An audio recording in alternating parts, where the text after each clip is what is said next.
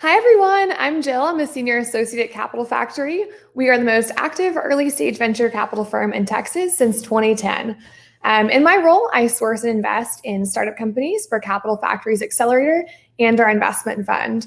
My primary focus is on minority and female founded companies and working to ensure that historically underrepresented groups have access to capital in order to help build the future of our world. Thank you for joining us today. We have our CEO, Josh Baer, joining us to share more about Capital Factory. Howdy, my name is Joshua Baer, and I'm the founder and CEO of Capital Factory. Capital Factory is the center of gravity for entrepreneurs in Texas, the #1 state for startups in the US. Thousands of entrepreneurs, programmers, and designers gather day and night, in person and online, for meetups, classes, and co-working. With boots on the ground in Austin, Dallas, and Houston, we meet the best entrepreneurs in Texas and introduce them to their first investors, employees, mentors, and customers. Capital Factory has invested in more than 300 Texas startups over the past decade. Whether physically in person or virtually online, Capital Factory is buzzing with energy and activity every day. Start with all the geekiest events on meetup.com and sprinkle in out-of-town guests, book signings, hackathons, innovation conferences, and pitch events. We're talking about thousands of participants every month. Most of the events are free, open to the public, and streamed over the internet. Capital Factory is all about community. Everyone's here to meet other people who can help them on their journey or to help others find their way. We kick off every morning with a text-based Ask Me Anything session with a mentor or investor in our Slack channel. Anyone in our community can ask questions in real time, and everyone else can see the answers. These are some of the most active investors and the most successful entrepreneurs in Texas. Those same mentors and investors do regular office hours where they volunteer a few hours a month. It's easy for any of our community members to find people with specific interests or expertise and to book a 30-minute meeting with them. With hundreds of mentors and investors in the network, there are dozens of meetings happening every day. Our co-working space provides desks, offices, conference rooms, classrooms, a podcast room, a video conferencing booths, and more. But the most important spot is the kitchen, because that's where everybody comes together. That's the real reason everyone's here, to meet each other. And every day at Capital Factory is demo day. Maybe it's the local angel investor network or a venture capitalist from out of town. Maybe it's one of the Fortune 500 scouts looking for new tech or a state or federal government official. It's delegations from other countries, school kids, army generals, and celebrities. We've helped entrepreneurs get in front of Tim Cook, the CEO of Apple, Satya Nadella, the CEO of Microsoft, Sundar Pichai, the CEO of Google, and even President Obama. How do we know who to put in front of the president? Well, first, they go through an intensive interview and assessment process where they're vetted by our staff and our mentor network. We categorize them by industry and technology and score them based on traction and potential. Then they have to work their way up to the top. On the way, they'll often meet with members of our Innovation Council of Fortune 500 scouts looking for startups with technology that can give the big companies a competitive advantage. They're hanging out in the kitchen of the co-working space and in our Slack channels online. They partner with startups to go after big government contracts with the Army Futures Command, Air Force Ventures, and the Texas Military Department. The money is flowing. In the past year, 30 startups in our community received more than $60 million in non-dilutive funding through government programs. Capital Factory is also the official Google Tech Hub for Texas. Google plugs us into a global network of other entrepreneurial communities and creates unique opportunities to help our startups attract investors, increase diversities, and access Google services. All of this activity creates exclusive deal flow and data for our investment fund. Our goal is to invest in the best deals in Texas, no matter who leads them. Over the past 10 years, we've secured $110 million in pro rata, super pro rata, and follow-on rights in more than 600 companies. We watch them all interact with our mentors, investors, Innovation Council, and each other, so we know which ones to invest in. Some of our most successful companies include Aceable, Coder, Data.World, Icon, Sensei, Storable, and WP Engine. Are you ready to quit your job and become an entrepreneur? Do you know someone who is? That's who I want to meet. And those are the kind of people who I can introduce you to. You can message me directly on Twitter @JoshuaBear or email me at josh@quityourjob.com. Wonderful. Thank you, Josh. Next, we want to thank our partners at CACI for everything they do to support the startup community. CACI is an American multinational professional services and information technology company headquartered in Arlington, Virginia, but they also have an office in Capital Factory as well. CACI provides services to many branches of the U.S. federal government, including defense, homeland security, intelligence, and healthcare. Here's a quick video from CACI.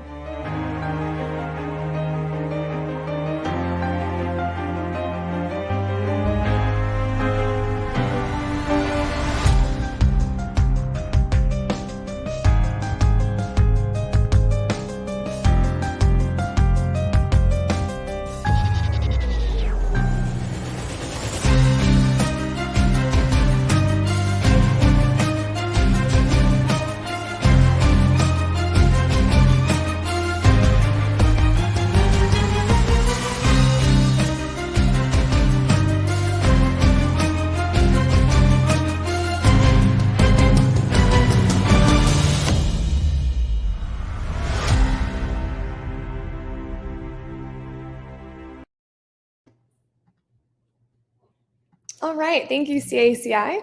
Today I'll be joined by Eric Engineer. Eric is a full-time venture partner at S3 Venture, the largest venture capital firm focused on Texas. He serves on the boards of S3 Venture's portfolio companies, Atmosphere, CherryCircle Software, and VUV Analytics. He also works closely with Allstacks, Liquibase, and Interplay Learning, and served on the board of Briggo prior to its acquisition by Coca-Cola. Congratulations on that recent exit. Super exciting. Eric was also previously CEO at Invodo, an S3 Ventures portfolio company, which was acquired by Industrial Color Studios in early 2018. And prior to Invodo, Eric was a partner at Sevin Rosen Funds, where he helped lead the firm's investment in Invodo. Eric has also worked at Microsoft, where he held a variety of roles in product management, product planning, and enterprise sales across several business units. And with that, I'd like to bring Eric to the virtual stage. Hey, Jill. Hey, Eric, thanks for joining us today. Yeah, happy to be here. Awesome. Well, you have such an amazing background and we have limited time, so let's just go ahead and jump right into it. To kick us off, do you mind sharing a brief background of yourself and your journey to becoming a partner at S3? Sure, happy to do that. So I'm a native Texan, grew up in Houston, Texas, and actually stuck around for college. I went to Rice University, studied computer science, and this was during kind of the late 90s, early 2000s, and the dot-com bubble was kind of in full effect. And one of the companies here in Austin that was hiring like crazy out of undergrad was a company called Trilogy Software. And one of Austin's biggest success stories. Yeah, lots of folks around town can kind of trace their roots to Trilogy for sure. And so I was just kind of out of school. My first job there, got kind of the taste of what a fun startup is like. As that company grew really quickly, had it.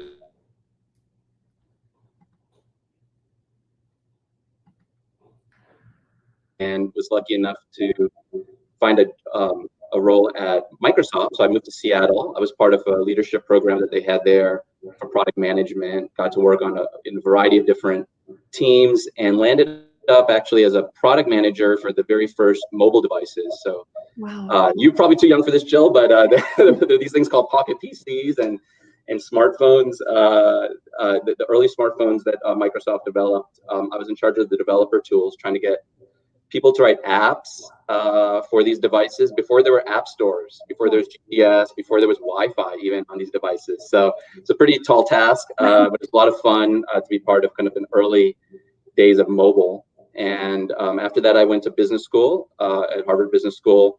I had a newlywed wife who hated Boston, wanted to move back to Texas. I wanted to get into venture capital. And I was fortunate enough to find a job at Sevin Rosen Funds, which was a venture capital firm that had offices both in Dallas and in Palo Alto. I joined the Dallas office, as a senior associate. One of the investments that we made a seed investment in was a company called Invodo. Founder Gard Meyer was kind of early to this trend of saying that, video is going to change the way people shop online. He had built some videos for his own kind of sporting goods company and realized that could be bigger than that, and started the company. And as I started to work more closely with the company, I decided to actually to leave Sevin Rosen and move to Austin and join Guard and others on that journey. And so I joined as a VP, eventually became CEO of the business. We grew to about 12 million in revenue. S3 Ventures was actually a co-investor with us all along the way. So I got to know Brian and Charlie, two partners there through that period. And so when we sold the business in 2018, they asked me to join the firm. And so I've been here at S3 since. It's been a lot of fun. Yeah, what a journey. It all comes full circle from the in your company to, you end up being the CEO and then joining the firm. That's so cool. And so prior to S3, you were, CEO of Invodo, and the company grew to 12 million in revenue before being acquired in 2018. Tell us more about Invodo and what you all did and how you chose to finance the company. Yeah, so you have to kind of take yourself back in time a little bit. So this is over 10 years ago, but this was the company was founded when Google had just bought YouTube. So really early days of video on the internet. People, YouTube had done this great job of figuring out how to make it a little bit easier to get a video online. Before then, it was a really challenging thing. But it was still pretty hard for folks to kind of figure that out. And as I said earlier, Guard had kind of stumbled on this idea that, video would change the way we shop online. At the time, there were e-commerce sites, but it was text and pictures. You really couldn't get a sense of how the product worked, what it might look like in context. You couldn't get a demo of how it might operate. And so we saw the power of video very early on to change that, and thought that big retailers would need a technology platform to be able to do that. So we essentially invested in Guard initially as a SaaS platform. So you think of it as a video platform that would integrate into the e-commerce systems of large retailers, help them deliver the videos for the right products on the right pages, and then have all these analytics that would measure the impact that it had on sales and returns so they could optimize the content. And we had great customers like Toys R Us and Verizon Wireless and others using the technology. But what we soon found was that it was actually not just a challenge to deliver the videos and measure them, but actually produce them at scale, right? So if you take yourself back then, the only videos that people were creating like that for products were TV commercials, where an agency would charge like $1 million for 30 seconds. One commercial, yeah.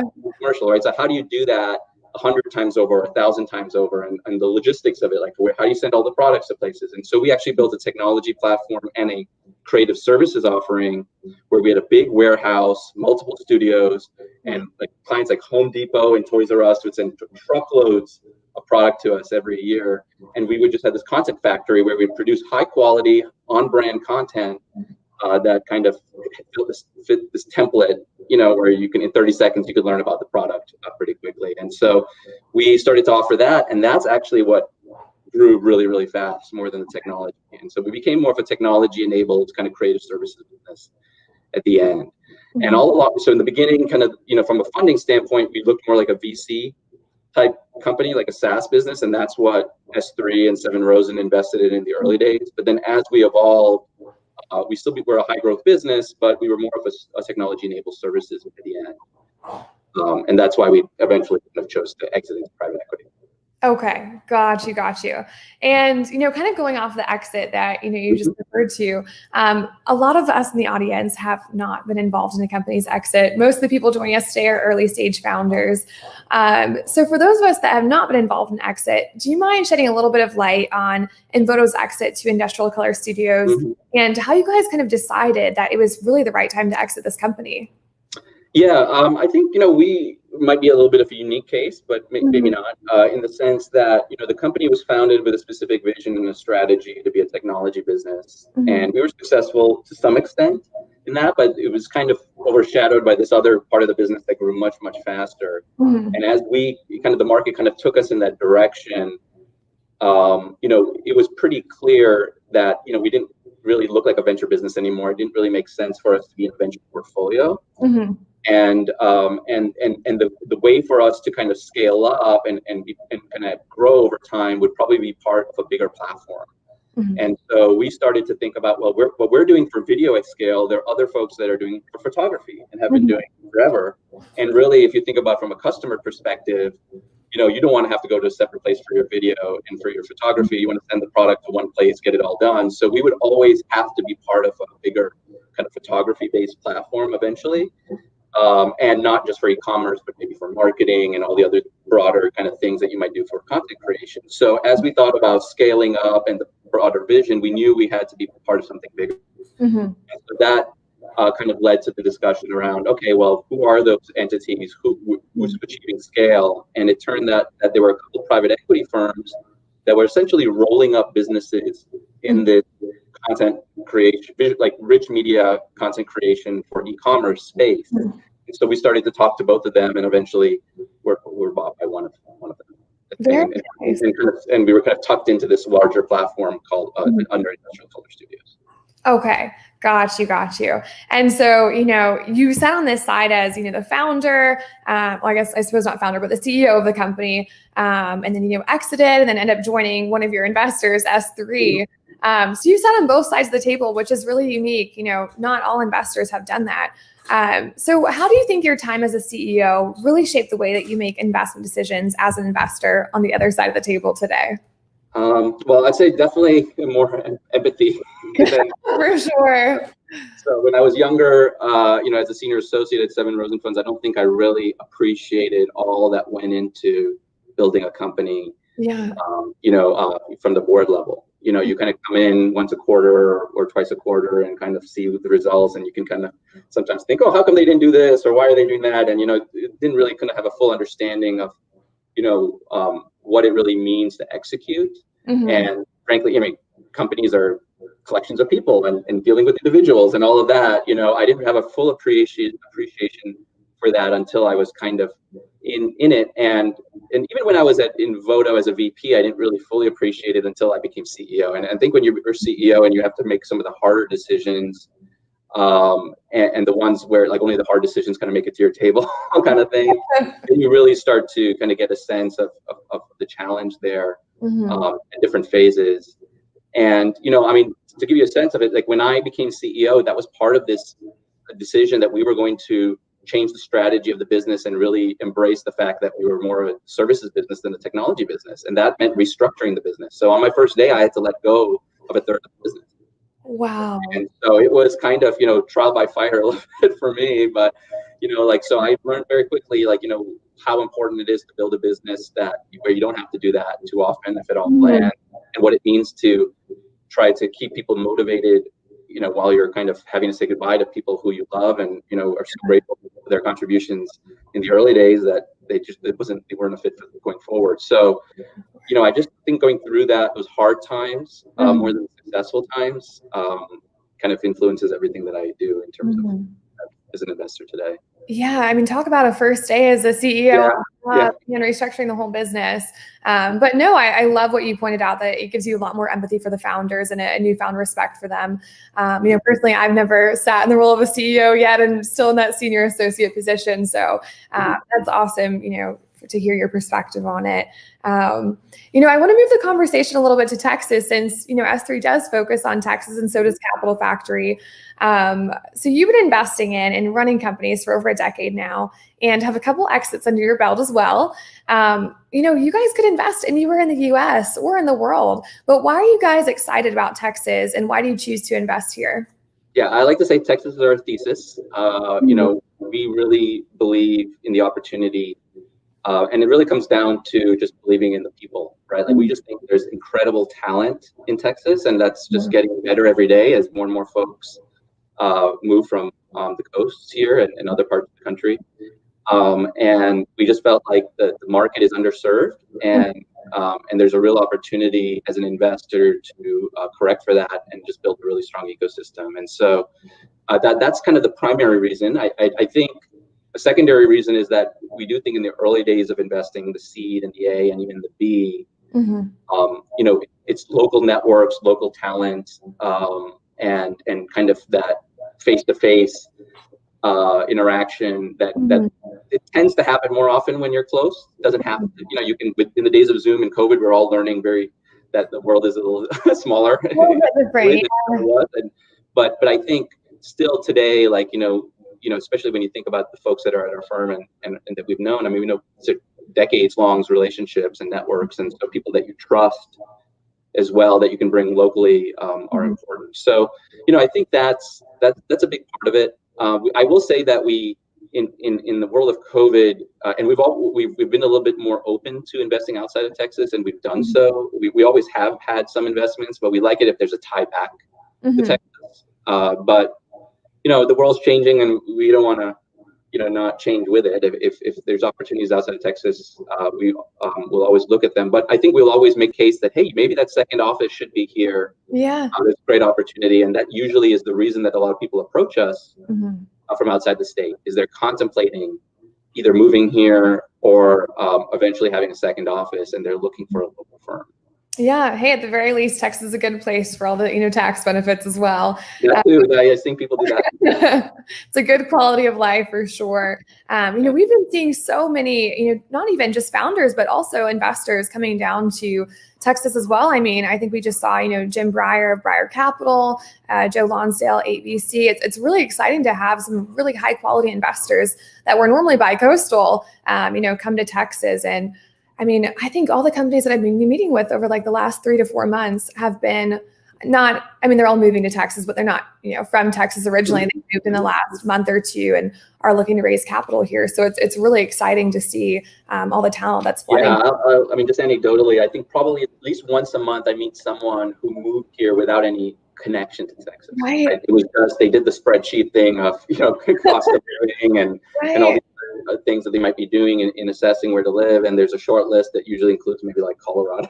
I know, like Boulder, Portland, and Austin, or I guess another Texas city like a Dallas or Houston as well. I mean, I did that about 1.5 years ago. I was in New York working in VC there, and Texas was calling. So much better quality of life, to say the very least.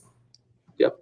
And so I want to touch on one of the most recent deals that you all did. You all recently led the seed round for CherryCircle Software, which for those in the audience that are not familiar with the company, it's an Austin-based company that creates pharmaceutical manufacturing software. But not only did you all lead the round in the midst of the pandemic, which is a whole new normal, you all also came in about 6 to 9 months earlier for this deal than typical other S3 deals. So do you mind telling us a little bit more about the investment in the company and why you all were willing to, go outside of your thesis a bit and invest in the company earlier than usual? Yeah, absolutely. It was one of, I think we've done now 2 deals, and I have a term sheet out, so 3 deals that we did kind of in the COVID kind of world. And in the case of the investment in CherryCircle, founder Yash is someone that one of my partners, Charlie, had met with a couple of years ago when he was first getting started. It was still super early, too early for us, but it was kind of someone that we kind of had known from around town. And then I think the more important thing is when we got to hear their story this summer, what really struck us were 2 things. One was that the team and the quality of the team at the stage of business was kind of off the charts, right? Like, when you look at a seed stage business, not in just in terms of the quality of 1 or 2 of the founders, but even the people that Yash had built around him were either repeat entrepreneurs, people who had actually come from the pharmaceutical industry and felt the pain that the software was solving for. And in fact, in one executive's case, actually had come from one of the larger incumbent/competitors and said, no, this is going to be the next generation of thing. Oh, wow. Talk about it was just like so compelling when you hear the stories of like why people joined and why they were so enthusiastic about what they were building. And they're really building something that can be transformative, right? I mean, it's still early days of the market, but they're rethinking essentially how data is collected and used in the pharmaceutical manufacturing space, which is hugely impactful. Like if you think about the size of the pharmaceutical market and the impact it can have, manufacturing is the key step, right? I mean, we are all seeing this in real time with COVID, right? Like the challenge of once you find the vaccine, that's one thing, but then actually being able to manufacture it and distribute it in a consistent way worldwide is a whole other challenge that we're all going to try to hopefully, solve very quickly as a human race. But generally, is something that's super risk, high cost for the pharmaceutical industry. So we knew there was a big pain. Founders that felt it, they saw a new way, and that way was actually thought leaders in the space were actually kind of advocating for this kind of shift. Even the FDA and others had started talking about this years ago, about something that they need to do over the next couple of decades. So we felt like it's the kind of business that we would want to come in early on because of all those things, kind of those things together. Absolutely. I mean, when you find a really exceptional team that's, one of the most perfect fits to, execute this business, it's, hard not to get excited about it. And especially at, the market timing as well that you brought up, in the midst of COVID, having to roll out this vaccine at mass scale across the world, not just the US. And so hopefully CherryCircle will be at the center of that. Yeah. And I think one of their clients actually is working on one of the COVID related things. Wow. Okay. Well, I guess we'll have to stay tuned then. Yeah. And, while we're on the topic of COVID, I think it's, this is a topic that's on everyone's mind right now. So I'd love to touch on it for a bit. But obviously the venture markets saw a big dip right after, the announcement of COVID was made. We were seeing slash valuations and, it was definitely an investor's world, and it's harder for startups to secure capital.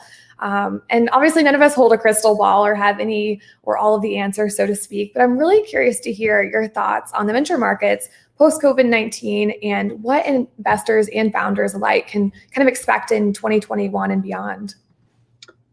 Yeah, well, it was interesting when I kind of look back at how we behaved during this period, and I think this is true of other VCs I've just spoken to. The first 2 or 3 months, it was very kind of inward focused. Everyone was looking at their own portfolio, trying to figure out what adjustments they may need to make, which often included cuts, unfortunately, furloughs, work from home decisions, and kind of navigating the whole paycheck protection program, which was a mess, to figure out and sucked a lot of time. And so that was pretty much everyone's focus, I think, March, April, and maybe even May. And then we started to, all get used to the Zoom environment and having meetings and meeting folks and a lot of discussions that we kind of paused in the spring kind of started to start up again in the summer. In fact, I have a term sheet out to one business that kind of went through that exact cycle, right? We were talking in March, we started talking again late summer, and now I think, we might get close to a finish line here. And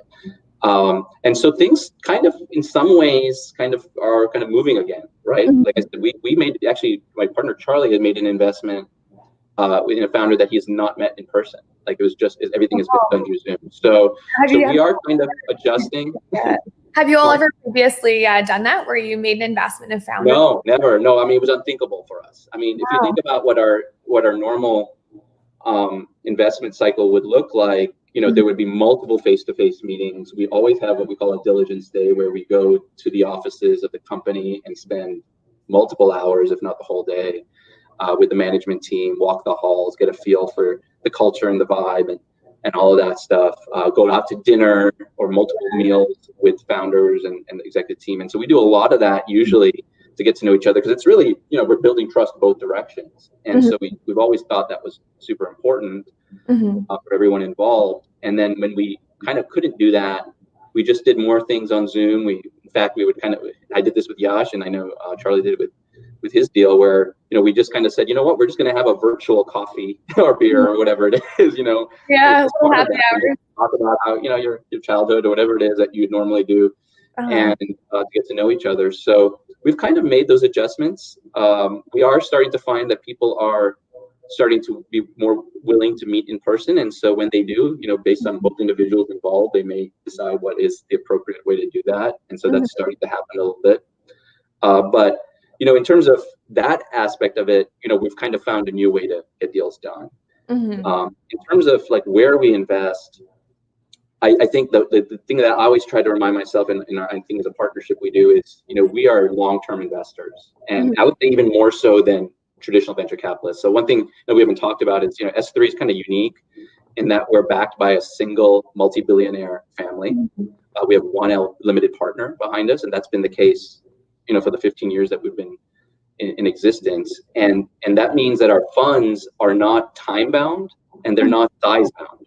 right? So we can expand the size of our funds and the length of our funds to meet the needs of the portfolio and the individual companies involved. And so we really like to think of ourselves as patient capital, long-term investors. And so if you kind of remind yourself of that, then you always have to think about, okay, well, there's going to be a new normal, but there's also going to be a lot of what used to be true in the past coming back, right? And so, you know, we just kind of try to keep that mindset, but at the same time, make sure that for the investment, the dollars that we're writing in the round that we're writing into, that we can still achieve certain milestones in this environment, right? So that can be different depending on the company. Some early stage companies, if they just have to have 2 or 3 or 4 new companies that kind of prove product market fit, you know, then that's easier done maybe than trying to bring on, you know, another 5 to 10 million of ARR over the next 20 months, right? Because that might be impossible in certain markets. So it really depends on what they're trying to prove with the round in terms of how we feel about investing in this environment. Got you. Very good. And how would you say that, I know you alluded to this a bit, but you know, that your diligence meetings are changing completely and the process is different. You know, what is kind of the new normal process that you all follow in order to kind of, you know, evaluate and make investment decisions now?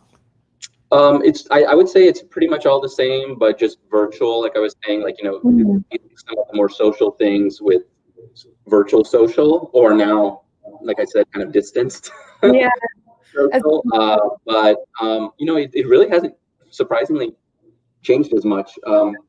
I would say there's a little bit more openness to doing things outside of Texas than we historically had, just because it kind of all feels the same now at that level. And so that might be, I think, has changed a little bit. But otherwise, not as much as you might imagine. Yeah, I think that's kind of, you know, similar for Capital Factory as well.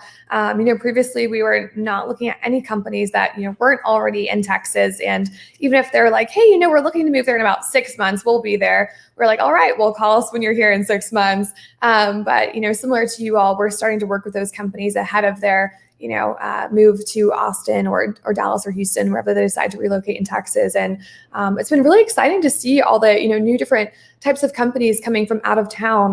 Something that I've noticed personally is a lot of fintech companies coming down from New Jersey, New York area. And that's something that I never previously saw much of in Austin. I mean, every time we saw fintech companies here, it's kind of like, well, why aren't you in New York working with all the banks there? So it's pretty cool to see, you know, that sector start kind of relocating down to Texas. Yeah, definitely. We actually have our I guess you could say, unicorn in our portfolio is a fintech company out of Dallas, a company called Alchemy Technology. And so we're actually big believers in the opportunity there, and continue to look at deals have a fintech component even. I mean, increasingly a lot of software businesses or SaaS businesses kind of manage payments as part of whatever they're doing, and marketplaces tend to do this as well. And so, you know, fintech is almost becoming kind of just part of a business model that you're seeing as well. Absolutely. And one of the companies that we were talking about earlier was CherryCircle Software, which I know you do a lot of work with. And it sounded like they were obviously positively impacted by COVID-19.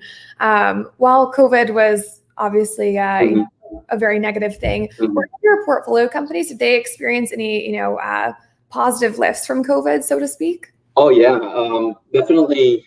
That has been kind of the silver lining here, in that, you know, I think most folks would say that a lot of technology trends have been accelerated by COVID. Yeah. And that includes things like digital training. And so we're investors in a company called Interplay Learning that helps folks in the skilled trades like plumbers, electricians, HVAC technicians to do training in a simulated digital environment. Right, so think of it as like a video game that you're playing, and you're learning how, like, kind of core skills around maintaining or fixing equipment, whether it's on a tablet or in VR, what have you. It kind of replaces all of those repetitions that you would have to otherwise do by following kind of a more senior technician on a truck somewhere, right, over many weeks or months. You can kind of do that in a digital environment. So they are doing incredibly well, probably double or triple their plan from January. So, you know, just killing it, and we're super excited about them, and we're seeing that in a few other businesses as well, where In fact, we had a company get purchased also because of that acceleration. So we had a company called Live Oak Technology that DocuSign purchased over the summer. And I would venture to say that a lot of that was driven by the fact that, DocuSign is going to use that technology as part of their e-notary capability. And that's something that e-notary suddenly became from a nice to have to a need to have overnight, right? So I imagine that, that was a trigger for DocuSign. So in that acquisition. So, that there's definitely been some positives from our perspective as people who believe in digitization of things and technology to kind of see. Absolutely. I mean, you have to find the silver lining in it, which is exciting that, a few of your companies, had some exits there. And we talked about this a little bit, but, you were alluding to some of these technology trends being sped up during COVID. A few of the things that I've been seeing personally is a ton of telehealth and a ton of ed tech companies come across my desk. What other trends are you kind of seeing in this post-COVID world? And which ones would you say are most bullish on? Well, I'd say there's an acceleration of another trend that I've been tracking for a long time, as of others, which is there are a lot of industries, whether it's construction or logistics, even you can still say healthcare, and even some financial services, and pharma, right? CherryCircle kind of falls in this investment thesis as well, where there are just these entire really large verticals that just didn't digitize over the last 5 to 10 years in the way that other verticals did. And they were just slow to do that. And the combination of cloud and especially mobile devices, where a lot of those people, maybe their workforces are people who don't sit behind desks, right? And so the combination of those things have just unlocked all new opportunity to have kind of vertical SaaS solutions or mobile first solutions for these industries, where a lot of workflow and other things are being reimagined and redefined because of that. And so that's just kind of a trend that we kind of always saw, and we're going to I think we're just seeing more of, because even though those companies may be struggling right now or are impacted negatively because they're real world companies, maybe that they have to be out in the field, they're also thinking, man, I need to be more efficient. I need to be able to do things where we're not all meeting in the same room every morning to get stuff done, and so they're really thinking about collaboration and workflow and getting out of paper processes as fast as they can. Okay. Got you. I know it's always such an interesting question to ask other investors, since, we're all seeing different things, but, a lot of the same as well. So I'd love to hear your thoughts on that. And this is a question that a lot of founders are, itching to hear your response on. But what has been one of your most memorable pitch meetings? I guess, the most memorable, or just one of them. No need to name the company. But what components of the entrepreneur's presentation really stuck out most to you? And what elements do you, value most when looking at a company or opportunity and actually making that investment decision? Yeah, so I come from a little bit of a marketing background, a product marketing background. So I really value good storytelling. And so I'm kind of one that and it's also, I think, a good sign of an entrepreneur, or whether it's CEO, founder, that they can tell their story, because they have to sell employees on joining, they have to sell their first customers, partners, investors along the way. So I'm always looking for someone who can really tell their story effectively. And what I mean by that is just a really good narrative, like a clear narrative. And oftentimes the most interesting ones, or the ones that are most believable, are ones where the founder, him or herself, really kind of felt that pain and experienced it and knew it, like they kind of lived it, and they kind of viscerally kind of understood it in a way that personal, that kind of feel it. They connected, and they were so passionate about it because they had felt it, in their bones a little bit. That being said, you always have to be careful that they're not just solving a problem that they felt, and then you have to kind of validate that that's hundreds or thousands or millions of people also feel the same pain. But to me, that those always come out as most genuine and most kind of compelling, and they have to be able to communicate it that way. Like, even if they just felt it, but if they can't communicate that very crisply, to me, that's an issue in just terms of their skill set. And then the other thing that's important is just like I'd say that they're able to kind of communicate what that really means to different parts of the organization. So especially for B2B, like, it's one thing to be able to talk about okay, the user pain, but then do they also understand it from the buyer's perspective, and do they also understand, why, kind of like the arc of like how the market's going to evolve, and they understand that they're an early adopter and others are not, and what it's going to take to get people to kind of see the world like them. And so just kind of a good understanding of that to me goes a long way. And usually that's, especially in the first meeting, if you can say that very crisply over coffee without slides, that goes a long way. And make it a very genuine, interaction. Genuine, and and not like a kind of a business school exercise, or pop out business plan, and they're like, oh, this sounds theoretically right, but more of a they kind of understand the real world implications of what they're trying to do and why it's going to be hard. Also, right? Not why. Also, like, why is it just going to be the future? But like, what are the things that they're going to have to overcome? And don't hide that. That's the other thing I would say is, I have a more appreciation for people who are transparent about the challenges as much as what's going well. And if it's all roses and it feels like, everything is great, and they're not upfront about, no, these are things we haven't really figured out. These are things we don't really understand yet, but we need to solve in this next round. To me, that speaks volumes and gives me a lot more confidence. Absolutely. I think my favorite investor updates are the ones where they say, here's what's going really well, and here's also what's not going very well, and the challenges that we're facing and where we need help. That way, it gives you some insight into, how they're actually doing it. It makes that, obviously more believable, the really exciting things that are going on, but also allows investors to, get their hands dirty and help out with the companies, which I think is one of the most fun parts of the job. Yeah, I think most early stage investors know that there's no such thing as a perfect company, and when the sausage is getting made, it's messy. Yeah. So that people shouldn't be shy of that. Absolutely. I completely agree.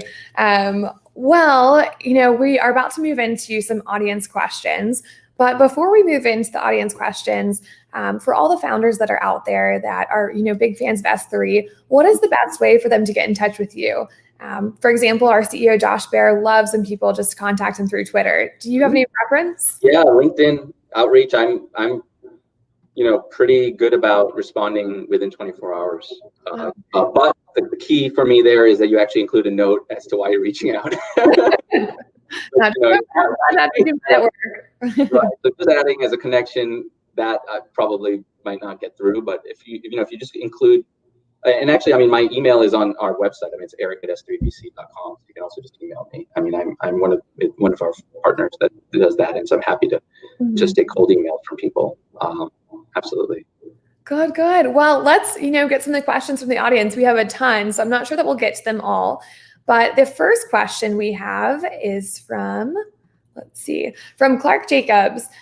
He said, S3 is a former favor investor. How does S3 evaluate marketplaces, especially at seed stage? Beyond the normal criteria, team, market, and size, what type of traction does S3 typically want to see? Great question. Actually, I was looking at a marketplace yesterday that I found very interesting, and it was just thinking about recently. Great question. So the key on marketplaces is, kind of just really trying to understand whether marketplace dynamics are actually starting to manifest themselves, right? So if you think about what can happen, what's the point of a marketplace, right? A lot of it has to do with discovery. Right? Like, I want to be able to discover the other side of the marketplace from a buyer. I want to discover a seller, or vice versa. So are people actually discovering in that marketplace? And then when they do, is that discovery a one-time thing or a repeat thing?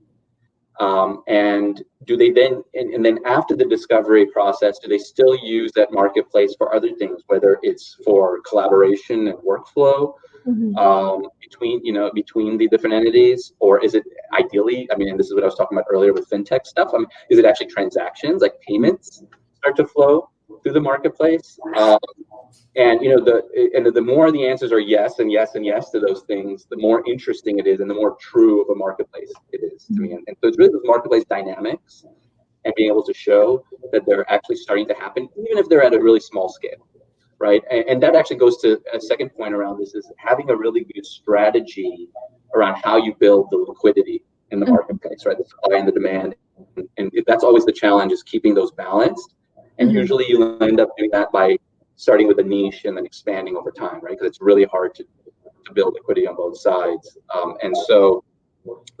So if you really have a good understanding of what is the staged way that you're going to build liquidity and how you're going to do that cost effectively, that's the other piece, right? So it's unit economics that go into that. Like, you know, do I get one side of the market for free and I have to pay for the other? Do I have to pay for both? What's the payback period on that? In the early days, you may not know a lot of that. As you get bigger, though, you start to get a sense of that, or at least you start to have some data points around it, and being able to speak to that and have a plan for that is important as well. Absolutely.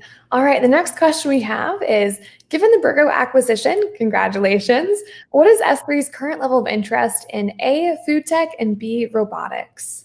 You know, I would say we learned a lot from that investment in that, you know, we are big believers in automation and what will happen in robotics. And I do believe that a lot of services industries will be supplemented by robotics in some way, whether it's digital automation or physical automation. But I think we also learned and this is a great example with Briggo, which is, you know, at some point it's hard to scale those businesses, and so I think we're a little bit cautious there, especially if there's not a very clear recurring revenue component. So if there's a lot of recurring revenue tied to some of these things, and it feels more like a SaaS business or subscription business, and it can be a capital efficient model, I think we might look at it. But if it's something that is very much kind of hardware oriented, and every year you have to sell more and more units, I think that's just hard for us right now, if I'm being very transparent on that. It doesn't mean we wouldn't look at it and talk through that and think about ways that it might become more as a model, but I would say that it's something that we've learned a lot from that experience, and can kind of, I think, hopefully be more intelligent about how we provide advice to entrepreneurs or make investments. Absolutely. Let's see, we had a question from Now Cuisine, a company out of Dallas that actually does something similar, but I believe you already touched on this. About Briggo's exit. That was my answer. Yes, for sure. So we already got this one covered. The next one is from Sean Matthew. He asks, does S3 typically invest in riskier types of investments, especially in terms of technical risk? That's a little bit broad, but take your interpretation of it. Yeah, you know, technical risk. Maybe at the seed stage. And I think that again would come down to the team and the market size that technical risk would kind of, the opportunity that would unlock, right? Like, so if it's like this really, really, really hard technical problem that the team is just like the best in the world, it's, you know, like one of the few teams in the world that could maybe solve it, and there's like an interesting path where they feel like they're on the cusp of something, you know, I think that would be something we'd look at. But it's definitely not what we would normally take on. I think usually when we think about what we call seed investments, which are still more like seed pluses and early A's, frankly, in the Texas market at least, what we're really doing is, you know, we are looking for a cluster of data points that show product market fit, right? So that we're saying like there's, whether it's 5 or 10 customers, they look the same, they had the same pain point, your value proposition to them was similar, they bought for the same price and are using it roughly the same way. They're not just doing pilots, but they've actually purchased it and are now deploying it, you know, in their enterprise or in their business or what have you. For us, that, you know, we're really looking for that kind of indicator, a product market fit at the least. And so if there's a lot of technical risk still, but none of the market validation yet, that's kind of hard. But if there's some market validation on one product or one part of the product, and then the technical risk can unlock even more, you know, that could be interesting. Great. Our next question is, what are the least exciting industries that are proving to be great investments? Yeah, this was kind of what I was talking about earlier, where there's a lot of industries that were just late to digitize that I think most folks, if you're in the software industry, if you're a software vendor, or if you were an investor, kind of redlined as, oh, there's too much old school thinking there. They're slow to adopt, or there's a lot of regulation and things like that keep them from going to the cloud or what have you. I think all of those things are starting to change, where some of the most regulated industries, including things like government and pharmaceutical and all these other things, are now finding ways to be more modern in the sense of using cloud and mobile and other things. And so it's just unlocking stuff that maybe would have normally happened 5 years ago or 10 years ago even. It's starting to happen relatively quickly. So yeah, a lot of the ones that I mentioned earlier, I would say still going to hold true. And you can even look at our portfolio right now, and we have investments in including real estate, construction, that, probably if you talk to us 3 to 5 years ago, we would have maybe not considered, because those industries weren't really digitizing the way they are now. All right, our next question is, should you ask for enough money to get by with an MVP, or should you ask for enough money to have runway to start the development on your roadmap?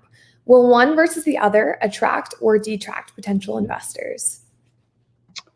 Oh, okay. So I think it really depends on the stage of investor. And so this might be more appropriate for someone who's a stage or two before me, like an angel investor or something like that would be investing in MVP development. But I would say generally the way I like to think about things is it's about what are you going to learn, right? If you think about early stage investing is a series of options that you're buying, or in poker, like you're turning different cards, right? In a series of cards, you're learning each time that you turn a card. What are you going to actually learn with that MVP? And so if you feel like what you learn, not by just building it, but actually getting it out there in people's hands, that's what you learn, right? So you want enough money to actually build it, and then have enough time where you're basically kind of affirming certain assumptions that you had, and you're saying, yep, this is true, or learning that something that you thought was true is not, and adjusting.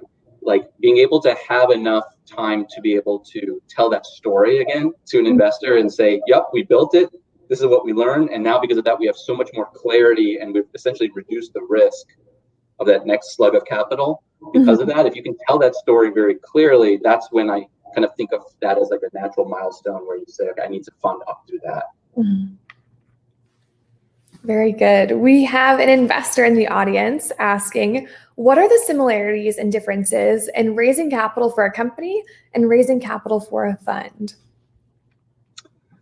Oh, I mean, there's some similarities and differences. Like I said, on our side, we're blessed in that we have one limited partner, so we don't have to go fundraising all the time, which is actually a great benefit to entrepreneurs too, because that means we're spending time with you. Yes, we're not half the time, which is time for a whole year dedicated to fundraising. Yeah, exactly. I mean, I know fundraising sucks generally, and so we're glad we don't have to do it as much. But I was part of a fundraising process at my previous firm, and so I do understand a little bit about what goes into that. And I'd say there's a ton of similarity. At the end of the day, you're telling a story of why you're differentiated in a marketplace. You're trying to build trust with people. Oftentimes, they're investing in the team, right? So if you think about a fund manager, they're essentially, or someone who's an LP, sorry, they're essentially thinking about, okay, who are the people in front of me? What have they done before? Are they approaching their market of VC investing differently or uniquely? What is their succession plan for their team? All these kinds of things. So there's some similarities and some differences, but at the end of the day, I think it's all time consuming, and it all kind of takes your focus away from what matters. And so, I think my general advice would be anything you can do to be efficient in that, and not kind of chase leads that aren't really solid would be my advice. Like really qualify. Right? So like I remember like when, one of the things when you're raising a fund is like, who are the LPs that you think would invest in a fund of, if you're a new fund, that have a track record of investing in new funds, or if they care about geographic oriented funds, are they one that have invested in other geographies, but they don't have anyone in Texas, or they're a big believer in Texas, and so they want to do more, so just like you qualify for your own customers, you want to qualify for your investors, whether you're investing for a company or for a fund. Very good. All right, we have our next question from David. He asks, do you invest in services for the beauty industry? Our app is a marketplace for women to book beauty services online. We also offer mobile beauty services for people with reduced mobility. So I've absolutely looked at some companies, and there are some great companies in Texas actually that that are trying to digitize that world. And again, that kind of falls in the bucket that I mentioned earlier, right? Which is these are industries that maybe the deskless worker, right? They didn't get to experience, whether it's on the training or productivity or finding a job, whatever it is, they didn't get to experience all the great stuff that information workers that sit at desks have been able to experience over the last 10 years. And now they're starting to get that through their phones. And so, yes, I think that's an interesting space. But we haven't made an investment specifically in there, but there's a lot. I mean, it's a decent chunk of the economy goes into personal care. And so it's interesting. Great. And our very last question, as we're running out of time here, what do you prepare for before attempting to fundraise? What should founders be thinking about prior to making pitch decks, starting meetings, etc.? Well, I say start with the story, and everyone always, it's kind of like we always talk about, can you get your story down to the elevator pitch, right? Can you get really tight on that? But it's not so much the elevator pitch in the traditional sense, right? I think of it more as the narrative, we're sitting over, if we're going to sit down for coffee for 20, 30 minutes, how would you kind of connect your life experience and what you've done today and what, why you're the person that has this unique insight and the ability to kind of do what is really hard, which is start a business and grow it, right? For these first few phases, at least. And so, just being able to kind of have that very cohesive tie in a narrative, to me, is what I would really kind of get down in your head before you worry about, what does the pitch deck look like? Right? Once you have that, then you can kind of think about, okay, now how does that flow into the visual version of that? So that's one thing. And then the other thing is develop relationships early. So even if you're not completely figured everything out, it doesn't hurt to have a first conversation with an investor 6 to 12 months before you raise and learn what they're looking for and get their reactions and feedback and kind of try to maybe uncover some of the issues that they might be addressing before you go actually to market and raise. So, it's going to do your homework ahead of time. Don't just go out hoping that you know the answers to the test. Yeah, those are the best ones. I think all the founders that have built relationships over the course of a year plus, once they go to raise, you're so bought in. Those are my favorite ones. Yeah, absolutely. Yeah, you built the relationship, you built trust, you've done what you said you were going to do. Yeah. Question on you, and you're like, oh my gosh, we've been working together for a while now, so definitely makes it easier, yes, in my opinion. Wonderful. Well, Eric, thank you so much for your time. This was a great conversation. I personally learned so much. I think my biggest takeaway was, on the narrative that you create and that story you tell when, pitching your businesses to investors and really bringing them on board with your mission and vision. I love your whole background in product marketing, and I think it, really came out well in this conversation. So thank you so much for your time. I really appreciate it. Oh, thank you so much. And thank you, Jill, and all Capital Factory. We really love what you guys do for the whole Texas ecosystem. We're big believers in the Texas Manifesto. As someone who grew up in Houston, lived in Dallas, and now live in Austin, I'm always rooting for all the markets. Oh, thank you. I know we couldn't do it without you all. I love the fact that you guys are doing it. So thank you so much for that. Thank you. You guys are great partners of ours. And thank you everyone else for joining our conversation today. I hope that you all took something valuable away from this conversation. I know I personally did. We have a ton of events going on at Capital Factory. Just visit us at capitalfactory.com/events to join us for more. Have a good day, everyone. Thank you.